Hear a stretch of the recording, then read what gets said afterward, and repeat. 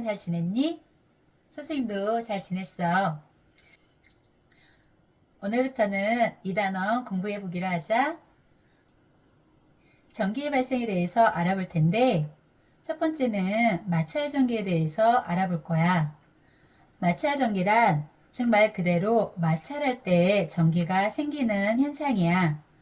마찰 전기는 두 물체가 마찰을 해야지만 생기는데, 우리가 흔히 정전기 있잖아. 옷을 겨울에 벗었을 때 찌지직 하는 그런 소리 나잖아. 그런 게 마찰 전기의 하나란다. 오늘은 그런 마찰 전기에 대해서 알아볼 텐데, 마찰 전기란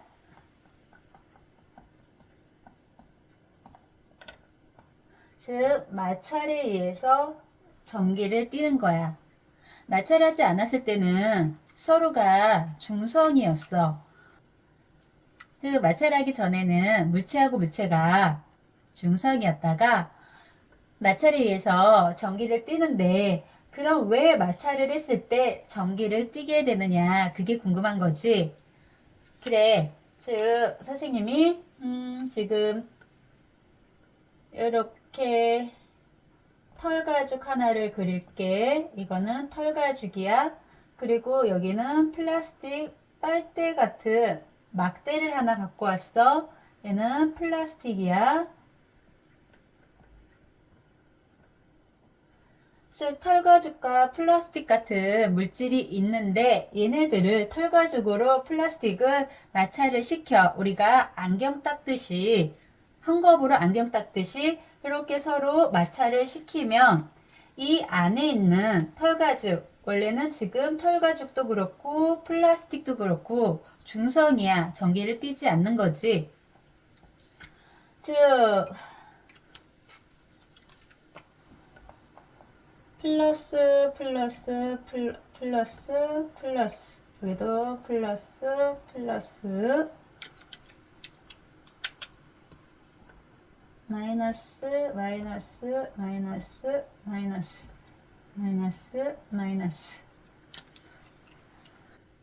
플라스틱과 털가죽에 있는 전하를 선생님이 그려봤어. 플러스하고 마이너스 전하가 동일하게, 얘도 동일하게 있기 때문에 털가죽도 중성, 플라스틱도 중성이 있기 때문에 전기를 띠지 않아 지금은. 근데 얘네들을 마찰을 시키면은, 즉 털가죽에 있던 이 마이너스 전하들이 이렇게 옮겨가게 돼. 이렇게 옮겨가게 되니까 얘는 잃어버리게 된 거지. 털가죽은 마이너스 전자를 잃어버리게 되고, 플라스틱 막대는 마이너스 전자를 얻게 되는 거잖아. 즉 잃어버린 쪽은 무슨 전하를 띠냐면 플러스가 더 많잖아. 플러스가 지금 더 많으니까 플러스 성향을 갖게 되는 거고, 그럼 플라스틱 막대는 마이너스를 얻었잖아.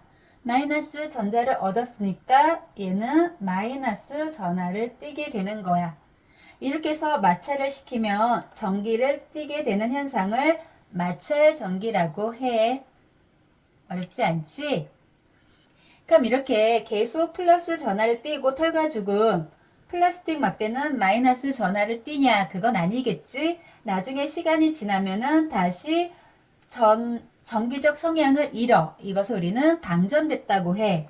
이 전자가 공기 중으로 나가게 되고, 이 공기 중에 있던 마이너스가 다시 털가죽으로 들어오게 되면서 서로 다시 방전이 돼서 더 이상 전하를 띠지 않아. 우리 복습하는 차원에서 원자의 구조에 대해서 다시 한번 봐볼까? 원자의 구조는 이렇게 원자가 있으면 그 중심에 플러스 전하를 갖는 원자핵이, 얘는 우리 원자핵이라고 그랬어. 원자핵이 있고 그 주변에 마이너스 전자들이 돈다고 했어. 마이너스 전하를 갖는 마이너스 전자들이 원자핵 주변을 쉴 새 없이 돌고 있어. 그래서 우리는 그것을 전자구름이라고도 하는데, 이렇게 원자핵 주변에 전자들이 돌고 있다가 이 전자가 떨어져 나가게 되면은 떨어져 나가게 되는 요인이 마찰에 의한 것일 수 있잖아. 그럼 그때 이제 마찰 전기를 띠게 되는 거지. 여기서도 기억해야 될 건 움직이는 건 누구만 움직일 수 있다? 전자만 움직일 수 있는 거야. 원자핵은 전자에 비해서 매우 무거워. 움직일 수가 없어.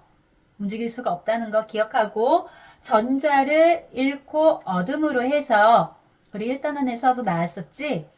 전자를 잃고 얻음으로 해서 전기적 성향을 띠는 거야. 선생님이 다시 털과죽과 플라스틱을 갖고 왔어. 털과죽과 플라스틱 아직 마찰하기 전까지는 얘네들은 전기를 띠지 않아. 털과죽에서 마이너스 전자가 마이너스 전하를 갖고 있는 마이너스 전자가 플라스틱 막대로 무엇에 의해서 마찰에 의해서 옮겨지게 되면 털가죽은 플러스로 전기적 성향이 띠게 되는 거고 플라스틱은 마이너스로 전기적 성향을 띠게 되는 거야. 이렇게 전기를 띠지 않았다가 전기를 띠게 되면 우리가 이것을 대전되었다고 해. 앞에서 방전부터 얘기했네. 방전은 다시 전자를 잃어서 이렇게 전기를 띄었다가 다시 띄지 않게 되는 것을 방전이라고 하는 거야. 이렇게 대전됐으면 이 대전된 물체들을 우리는 대전된 물체, 대전체라고 얘기한다. 이번에는 선생님이 대전되는 순서로 물체를 적어봤는데 털가죽, 유리, 명죽, 나무, 고무, 플라스틱 이렇게 순서대로 적어봤어. 즉 털가죽은 이렇게 화살표를 했을 때 털가죽 쪽으로 앞쪽으로 갈수록 플러스 성향을 갖기 쉬운 애들이고 뒤로 갈수록 마이너스 성질을 갖기 쉬운 애들이야. 털가죽과 플라스틱을 마찰시키면 털가죽은 플러스로 플라스틱은 마이너스로 대전되는 거야. 즉 털가죽 쪽으로 갈수록 플러스로 되기 쉽다. 플라스틱 쪽으로 뒤로 갈수록 마이너스로 되기 쉽다는 얘기는 털가죽은 전자를 잃기 쉽다란 얘기고 잃기 쉽다. 기억해야 돼. 잃기 쉽다는 얘기고 플라스틱으로 갈수록 전자를 얻기 쉽다란 얘기야. 얻기 쉽다. 우리도 성질이 사람도 다 다르잖아. 이 물체들도 성질이 다 달라. 성질이 털가죽 쪽은 플러스, 즉 전자를 잃기 쉬운 성질을 갖고 있는 거고 플라스틱은 마이너스, 즉 전자를 얻기 쉬운 성질을 갖고 있는 거야. 그러면 여기서 털가죽과 유리를 마찰시키면 어떻게 될까? 즉 앞에 있는 쪽이 플러스, 뒤에 있는 쪽이 마이너스가 되는 거야. 유리가 마이너스가 되고 털가죽은 플러스가 되는 거야. 서로를 얘네들을 마찰을 시키면 털가죽은 플러스, 유리는 마이너스. 유리와 명주를 마찰시키면 어떻게 될까? 유리가 플러스, 명주가 마이너스. 그럼 명주하고 나무를 마찰시키면 어떻게 될까? 명주가 플러스, 뒤에 나무가 마이너스. 이 대전 순서만 잘 알고 있으면 무조건 이렇게 했을 때 앞에 있는 것이 플러스고 뒤에 있는 것은 마이너스가 되는구나 라고 기억하면 돼. 다시 한번 해볼까? 나무하고 고무를 마찰시키면 어떻게 될까? 나무가 플러스, 고무가 마이너스가 되겠지. 예전에는 이 순서를 외우기도 했었는데 요새는 보기에서 이렇게 딱 주는 것 같기도 해. 그래도 우리 외우는 팁 알아보고 가자. 털로 유명한 나. 고풀에 걸렸네. 고풀이 뭐예요? 예전에는 우리 손 한국어로 고풀이라고 하거든. 감기를 고풀이라고 해.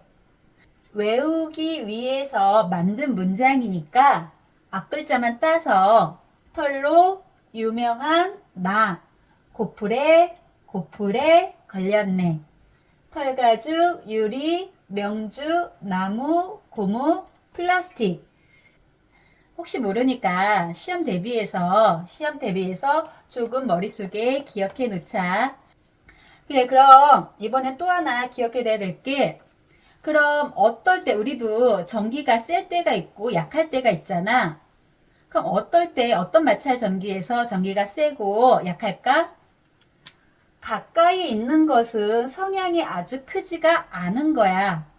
서로 멀리 있을 때, 이렇게 털가죽과 플라스틱처럼 멀리 있을 때 전기적 성질이 더 크겠지? 멀리 있는 애가 전기적 성질이 더 크기 때문에 전자를 잃기 쉽고 전자를 얻기 쉬운 성향이 더 강해서 전기가 더 센 거고, 가까이 있는 애들은 그런 성향이 먼 애들보다 적기 때문에 전기도 그렇게 세지가 않아. 우리 실생활에서 이런 마찰 전기는 어느 때 발생될까? 실생활에서 우리가 쉽게 접하는 마찰 전기는 머리를 빗을 때 머리빗에 머리카락이 달라붙잖아. 그것도 마찰 전기의 하나고, 여학생들은 공감할 텐데 스타킹을 신으면 치마가 달라붙잖아. 그것도 마찰 전기의 하나고, 아까 선생님이 얘기했던 스웨터를 벗거나 할 때 지지직 소리가 나는 거, 그것도 마찰 전기의 하나고, 또 하나가 우리가 음식물 상하지 않게 랩을 씌워서 보관을 하잖아. 그 랩 쫙 하고 나왔을 때 그때도 마찰을 시켜서 전기적 성향을 좀 띠게 한 다음에 씌우면 더 잘 달라붙게 하는 마찰 전기를 이용해서 실생활에 사용하고 있는 거란다. 그래, 그 정도. 그럼 이렇게 우리가 마찰 전기에 대해서 알아봤으니까 이 전기가 갖고 있는 성질은 무엇인지 알아볼까? 전기는 일반적으로 알고 있다시피 플러스하고 마이너스로 구분이 되지. 플러스하고 마이너스. 그럼 전기력이란 뭘까? 전기가 갖고 있는 힘력자야. 힘력자. 우리가 한자로 이렇게 쓰지.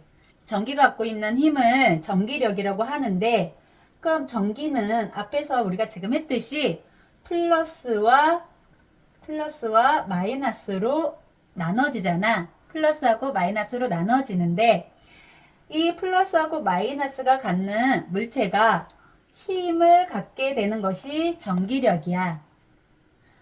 우리가 이렇게 플러스 마이너스처럼 다른 전하를 갖고 있을 때는 어떤 힘이 발생을 할까? 그래, 서로 끌어당기는 힘. 우리 끌어당기는 힘을 두 글자로 인력이라고 해. 그럼 같은 극끼리는 이렇게 옆에 마이너스가 있어.